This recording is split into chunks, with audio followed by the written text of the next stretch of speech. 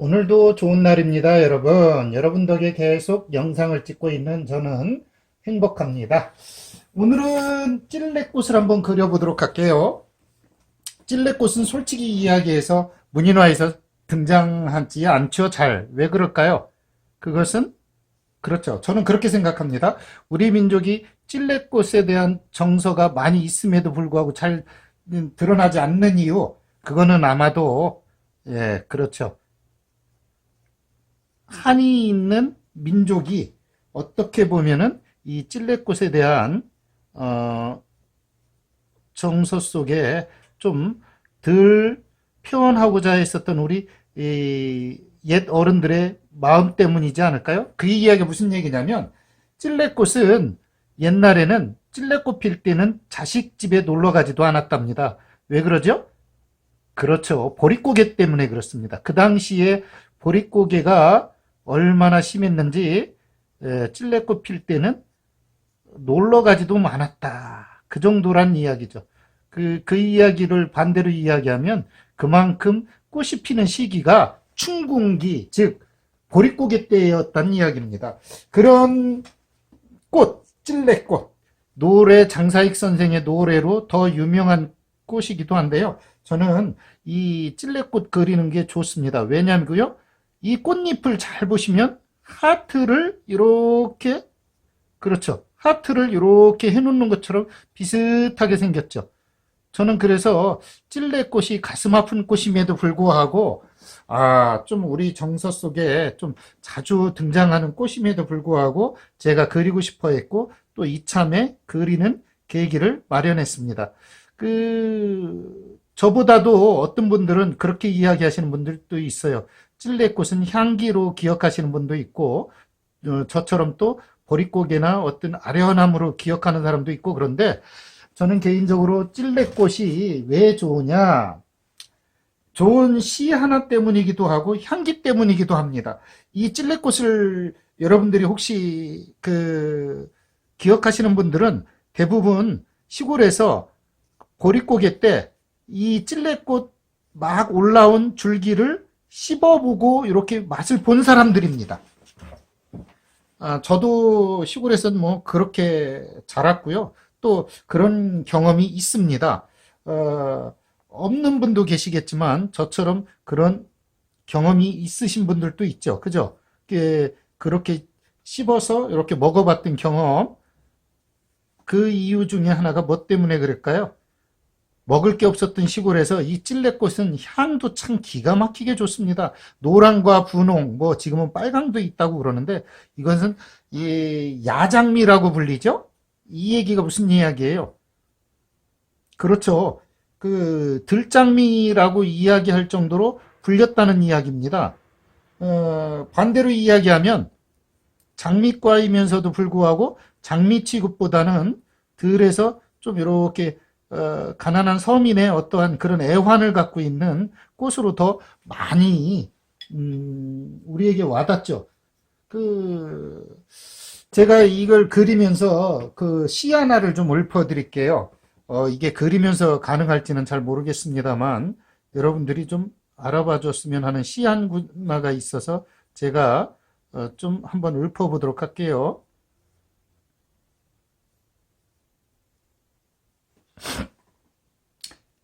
너를 보면 왜 눈부터 아픈 것이냐?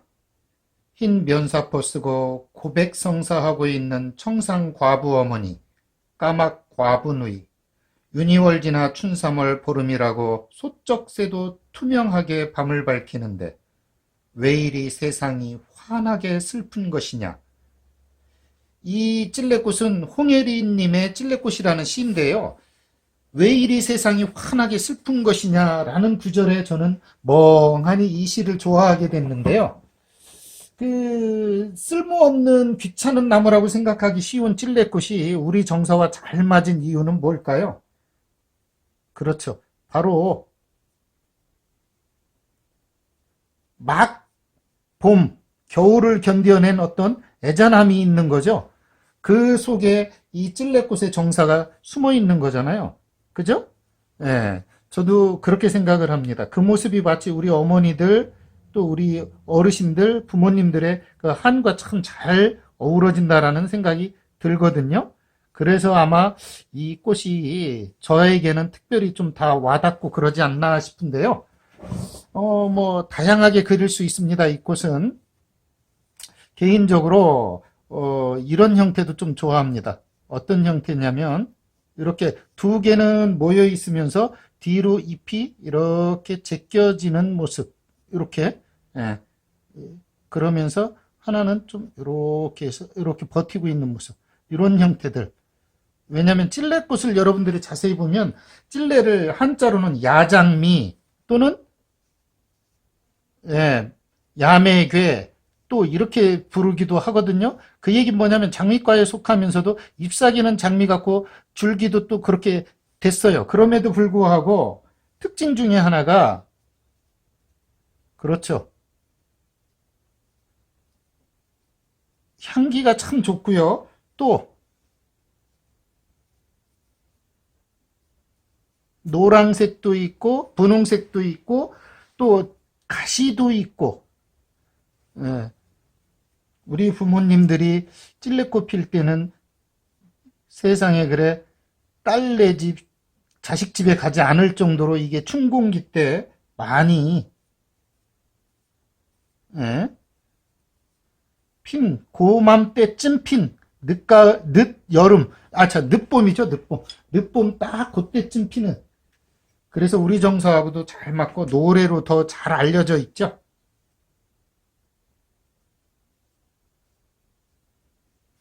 예,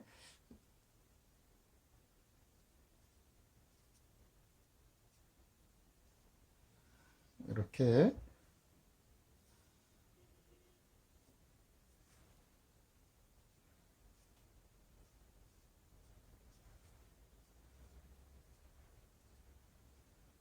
이렇게 싹 벌어지기도 하고 이 찔레꽃이 참 저는 개인적으로 흰색의 그 청초함이나 그 느낌, 그 향은 말없이 좋습니다. 그리고 그 모습이 참 좋아요. 그래서 찔레꽃의 노랫말뿐만 아니라 저는 개인적으로 이 찔레꽃의 그 향, 또 피는 계절, 절기적으로 참 좋습니다.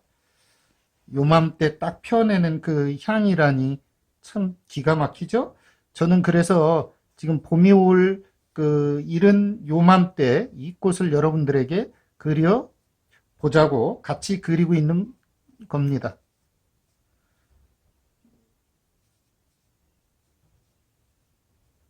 이렇게 해서 참 말리어 있고. 그런데다가 이 꽃잎이 여러분들 지금 느끼시고 계시죠? 하트 있죠? 하트에 잎사귀가 5개 이렇게 모아놓은 것 같단 말이에요. 그래서 더 정겨웠고 더 느낌이 좋은 것 같아요, 저는.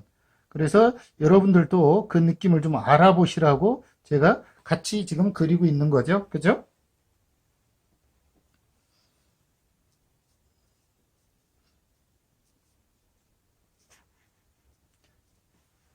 여러분도 그 찔레는 봄이 한창 무르익을 때 하얀색 또는 연분홍 꽃이 피는데 소박하면서도 은은한 향기와 함께 흰색을 좋아하는 우리 민족의 정서와 아주 잘 맞죠? 봄에 돋아나는 연한 찔레수는 보릿고개 시절 아이들의 요깃거리, 간식거리로도 쓰였고요. 또 이게 지고 나면 빨간 열매가 맺히거든요. 그것은 새들의 또는 우리 한약재의 재료로도 쓰이기도 했고, 뭐 그렇게 즐겨 쓰이던 거였죠. 그렇기 때문에 찔레가 하나도 버릴 게 없는 그런 거였단 얘기죠. 이렇게.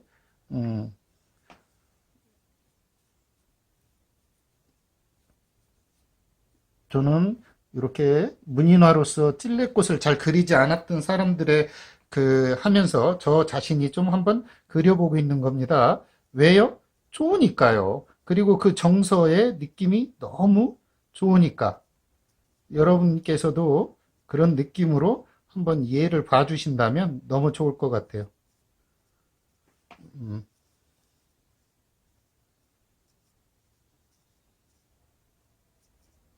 이렇게 그래 놓고 이 친구의 안에 노랑 수술이 있잖아요. 노란색을 미리 좀 칠해 놓을게요. 왜 그러냐면 이 친구가 노랑 수술이 말라야 그 안에 수술을 할 거 아니에요. 그래서 그 앞부분에 이렇게 노란색의 수술 자리를 제가 미리 이렇게 좀 칠해 놓겠습니다. 왜? 마를 때까지 제가 다른 일을 하면서 기다릴 거니까 여러분들도 혹시 그림 그릴 때 요 순서로 해주시면 좋겠어요. 이렇게 해놓고 또 이 꽃 라인에 약간의 색을 넣어주면 이 꽃이 어떻게 보이죠? 돋보이겠죠. 그죠? 이것은 색을 칠하는 법, 배우신 분들은 다 아실 거예요. 어디에서 배웠죠? 그렇죠. 멤버십에서 제가 문인화론을 할 때 이 복선, 복구라고 그랬죠. 그때는 이렇게 라인을 하면 꽃이 더 산다라고 이야기를 했어요. 그래서 그걸 기억하던 분들은 그 제가 했었던 것에 맞추어서 이렇게 해 주십시오. 왜냐하면 흰색을 더 돋보이게 하기 위해선 구선을 밖에 약간 이렇게 주는 게 좋습니다. 단 이게 너무 진하면 촌스럽기 때문에 짧게 이렇게 주십시오. 그래서 그렇게 주고 나면 이 친구의 흰색 꽃잎이 더 많이 좀 드러나죠. 이렇게 되도록이면 이런 식으로 해서 잘 드러날 수 있게. 너무 진하면 촌스럽습니다. 네, 그래서 꼭 너무 진하지 않도록. 그렇다고 해서 얘도 마르면 또 열어질 거고, 이 주위에 제가 뭐를 할 거냐면, 그렇죠. 꽃잎을 달 거예요. 저 잎사귀를. 꽃잎이 아니라 잎사귀를 다룰 거거든요. 잎사귀는 장미 잎사귀랑 비슷하면서도 좀 더 작고 조금 더 길쭉합니다. 장미 잎사귀가 좀 짧다면 얘는 좀 길쭉하게 그려주시면 돼요. 단 너무 크게 그리면 앙증맞은 이 꽃의 느낌이 덜 살겠죠. 그래서 너무 크게 잎사귀를 그리지 마십시오. 어떤 분들은 야 꽃에 비해서 비율이 좀 있기 때문에 굉장히 크게 그리시는데 저는 반대입니다. 그리고 문인화로 그릴 때는 누가 뭐라고 그래도 필선과 먹선의 조화가 꾀해야 그것이 문인화지 실물만 너무 닮았다고 해서 문인화는 아니죠. 그렇다고 해서 실물의 대생을 포기하신 분이라면 자연 관찰 능력이 떨어지겠죠. 요때 이런 그림은 장사익 선생의 뭐 찔레꽃이란 노래를 한번 딱 틀어놓고 여러분이 그렸으면 더 좋겠네요. 이제 여기에 이제 제가 잎사귀를 달아보도록 할게요. 잎사귀는 너무 색깔을 많이 쓰지 않고 너무 색을 많이 안 쓰고 되도록이면 먹을 위주로 해서 좀 할까 생각합니다. 왜냐하면 야도 그런데 이 라인조차 이런데 여기에 너무 장미처럼 이렇게 몽우리진 것들도 좀 그려볼게요. 지금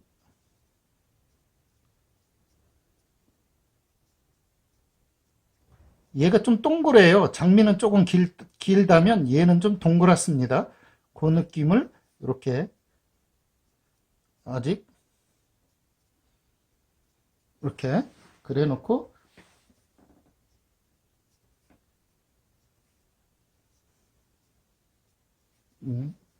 이런 식으로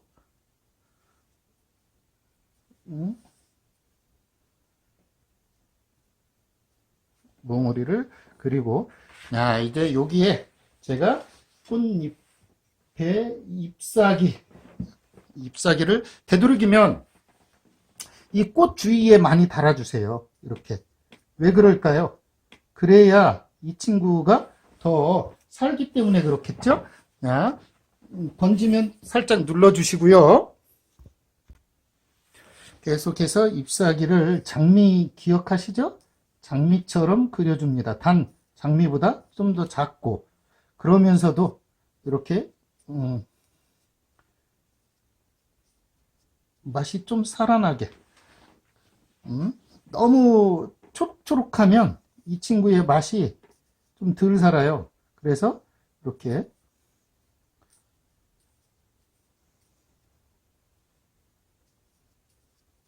어느 부분은 이렇게 좀 떨구어서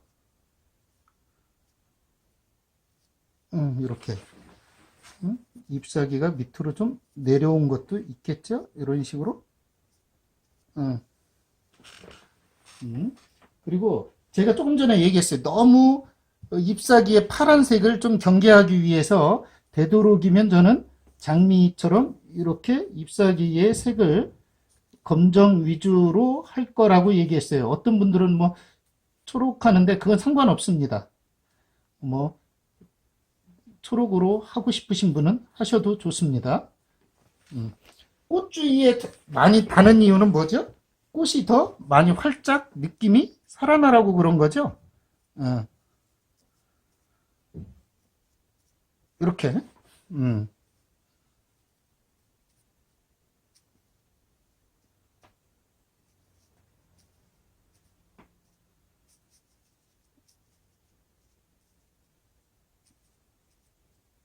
이렇게 하면 확연히 되겠습니다. 옅은 색도 있고 진한 색도 있고 이렇게. 야, 이제 여기에 줄기를 한번 가보도록 하겠습니다. 야, 장미과니까 느낌 있게 가십시오.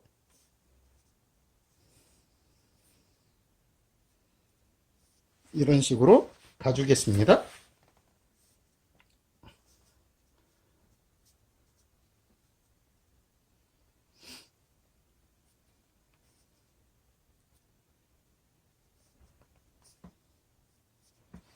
이렇게 이래 놓고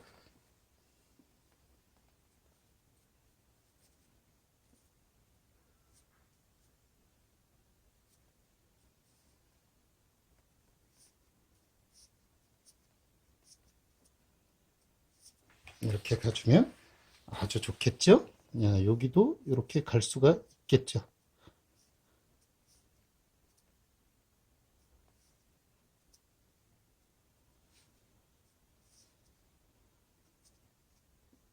이렇게 들러붙고요. 이 문인화와 그 한국화의 차이점 중에 하나가, 문인화 하신 분들은 이렇게 선조에 대해서 예민하고요. 한국화 하시는 분들은 이 선을 너무 실질적인 선으로만 하더라고요. 그래서 저는 되도록이면 여기에 이렇게 문인화적인 손질이 좀 가졌으면 좋겠습니다. 이렇게 아주 이쁘게 이렇게 딱 되죠. 자, 이래 놓고 여기에 이제 가시를 해야 되겠죠. 가시를 할 때 너무 크게 하지 마세요. 장미처럼 너무 크게 하지 말고, 찔레꽃은 찔리기는 하지만 너무 강하지는 않습니다. 그래서 좀 자잘하게 이런 식으로, 너무 크지 않게. 그렇다고 해서 얘가 없으면 그 장미라고 하는 과목 학명에 들어가지 않기 때문에 얘가 분명히 이렇게 있어야 됩니다. 이렇게 찔레가 예쁘게 넘어오죠. 네, 이렇게 어디는 나무로서 보여주고 이렇게 가서 붙여 있고, 네, 숨어 있으면서 음,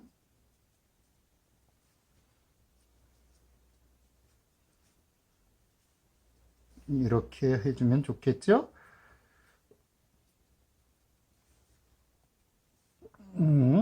요게 조금 더 마르면 이 파고드는 맛이 덜 납니다. 그래서 어느 정도 습이 말랐다 생각할 때 바로 이렇게 가시를 해야지, 너무 마른 상태에서 하면 매력이 없습니다. 이때도 이제 인맥을 해야 되겠죠.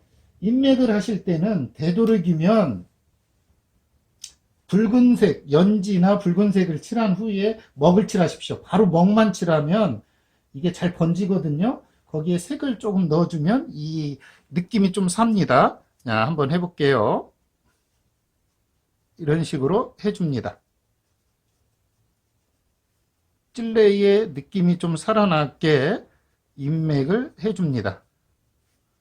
이렇게. 이 인맥이 너무 많이 확 드러나면, 아시죠? 마치 너무 그 날을 세운 것처럼 그렇게 하지 마시고 이렇게 숨어서 있듯이 느낌을 표현해 줍니다. 이렇게 자,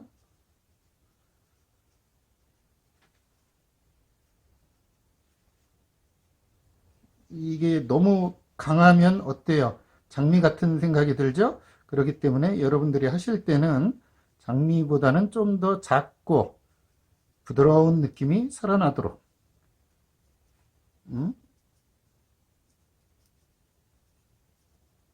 이런 식으로. 그리고 이걸 마치 너무 인조 꽃잎처럼 너무 정확하게 하지 마세요. 그리고 어린 것은 이렇게 하나만 이렇게 가져도 좋습니다. 이렇게 어린 쪽은 이렇게 하나만, 아직 이렇게 딱 어린 것들은 하나 정도만 가고, 조금 묵은 잎은 이런 식으로 이렇게 간단한 것들은 하나씩만 가고, 묵은 쪽만 이렇게 잎맥이 또 살아나도록 이렇게 해줍니다.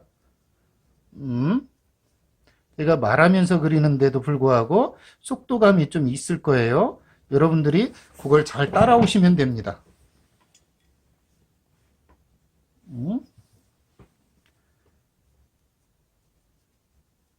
이런 식으로, 네. 이렇게 잎사귀만 뭉쳐 있는 데서는 좀 더 과감해야 얘가 살겠죠. 꽃이 작고 귀엽고 앙증맞은데 잎사귀마저 작고 너무 앙증맞으면 기세가 좀 사라지죠. 찔레꽃이 비록 그런 고난이고 뭐기는 하지만 생명력 하나는 좋습니다. 그러니까 그것을 잊지 마시고 그런 느낌을 살려주란 얘기입니다.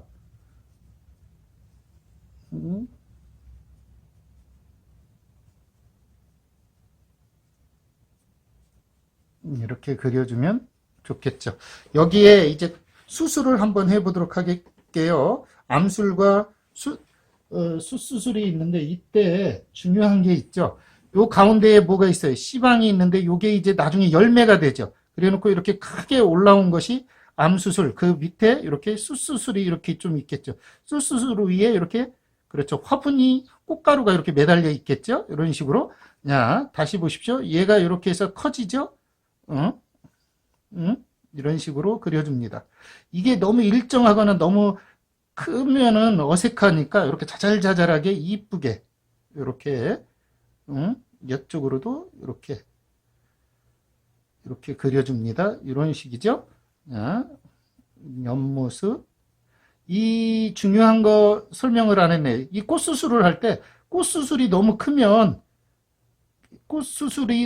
크면 찔레꽃 같지가 않아요. 꼭 이렇게 가는 것으로 이렇게 표시를 하세요. 그래야 얘가 찔레꽃 같지. 예. 어떤 분은 여기 꽃수술에 그 화분에 그 저기를 하시는 분도 있어요. 예. 그 흰색이나 노란색을 좀 찍어주는 분도 있어요. 그거는 뭐 여러분들 마음입니다. 그 하시면서 그 정도는 여러분들이 각자 자기 그 성향 따라, 아, 나는 그런 걸 해주는 게 좋다. 아니다, 나는 그런 거 없는 게 좋다 하시는 분들은 각자 자기의 성향에 맞추면 되겠죠? 이렇게 찔레꽃의 꽃수술. 이 찔레꽃이 향이 참 좋습니다. 이렇게.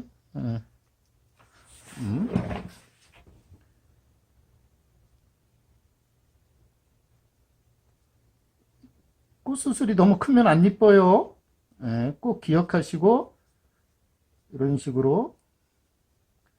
그리고 강약, 중강약 해서 좀 표현을 좀 해주세요. 너무 일괄적으로 똑같이 하지 말고, 이런 식으로. 나중에 여기에서 똑 떨어져, 꽃잎들이 다 떨어지고 나서 여기서 붉은 열매가 맺히는 거죠. 예, 이런 식으로 그려주시면 아주 좋겠습니다. 여기에 저는 이 친구가 너무 저기 하기 때문에 담을 넘어온 것처럼 그려보도록 할게요. 좀 무게감이 별로 없으니까 매력이 좀 덜 하잖아요. 그래서 이 친구가 담을 넘어온 것처럼 그려보도록 하겠습니다. 기와를 좀 표현을 해보도록 할게요.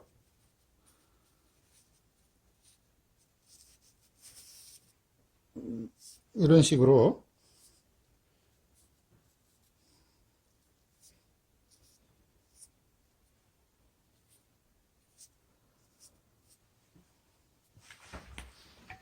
네.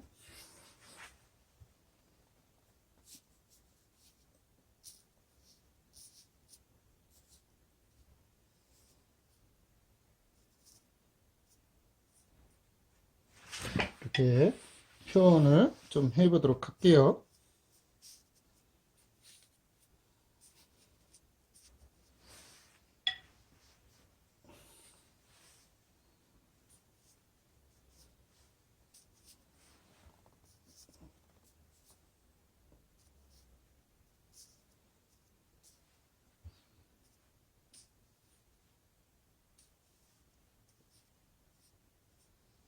이렇게 좀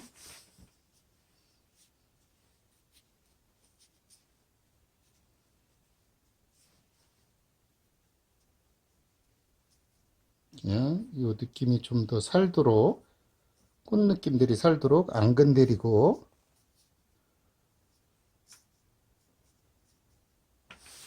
이렇게 담장으로 넘어오는 모습들을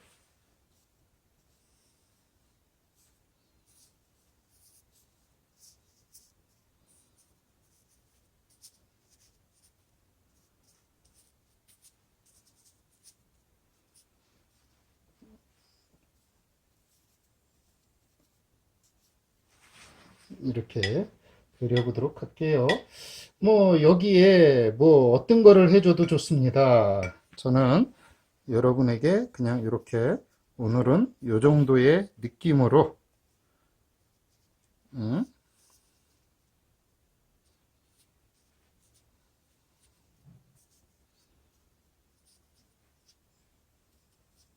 이렇게 표현을 해봤습니다. 그래 놓고 글을 좀 써보도록 하죠. 아까 제가 쓴 글이 읽어드린 글이 기억나시나요, 여러분? 참 찔레꽃을 보면 모여 있으면서도 약간 슬프고 외로운 느낌이 들잖아요. 그렇죠? 장미는 한 송이만 우뚝 있어도 당당해 보이고 외로워 보이지 않는데 이 친구는 좀 그런 맛이 좀 있죠. 그래서 저는 아까 했던 글을 여기다 좀 한번 써보도록 하겠습니다.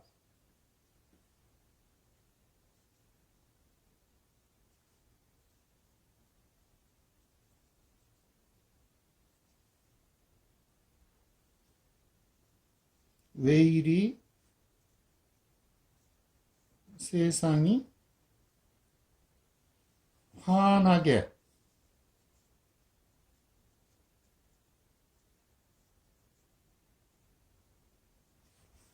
슬픈 것이냐 이런 글귀를 여기에다가 써보도록 하겠습니다.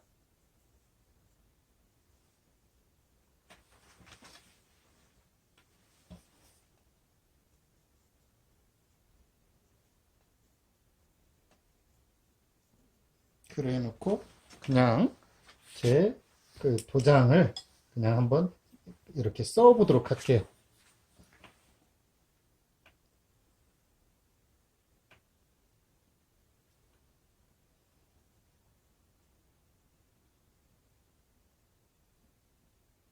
이런 느낌으로 이렇게 좀 해보고 그러면 느낌이 여러분들에게 어떻게 와닿을지 한번 보시죠.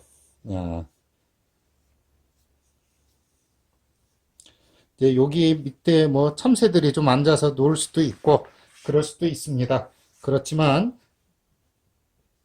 오늘은 이런 느낌으로 담장의 기와자리에 있는 느낌을 그려봤습니다. 여러분들에게 도움이 좀 되셨기를 바라고요.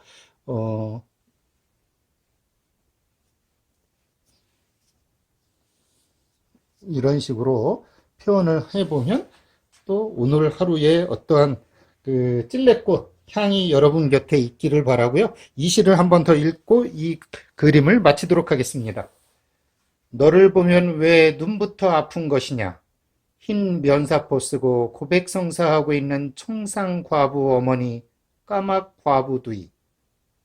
윤이월 지나 춘삼월 보름이라고 소쩍 새도 투명하게 밤을 밝히는데 왜 이리 세상이 환하게 슬픈 것이냐. 오늘은 찔레꽃 수업이었습니다. 여러분 감사합니다.